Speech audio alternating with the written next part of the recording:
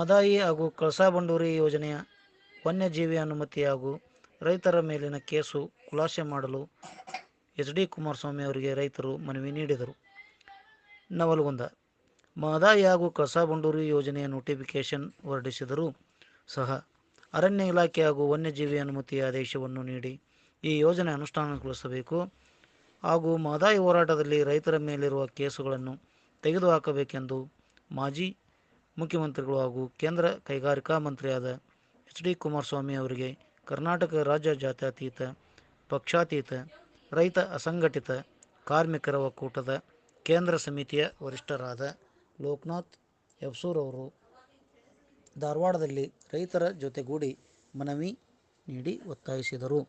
ಈ ಸಂದರ್ಭದಲ್ಲಿ ರೈತ ಒಕ್ಕೂಟದ ಅಧ್ಯಕ್ಷ ರಘುನಾಥ್ ನಡುವಿನ್ಮನಿ, ರಮೇಶ್ ಅಲಗತ್ತಿ, ಫಕೀರಗೌಡ ವೆಂಕನಗೌಡ, ಗೌಡಪ್ಪಗೌಡ ದೊಡ್ಡಮನಿ, ವಿಠ್ಠಲ್ ಒಕ್ಕುಂದ, ಮಲ್ಲಿಕಾರ್ಜುನ ಗೌಡ ಪಾಟೀಲ್ ಸೇರಿದಂತೆ ನೂರಾರು ರೈತರು ಉಪಸ್ಥಿತರಿದ್ದರು.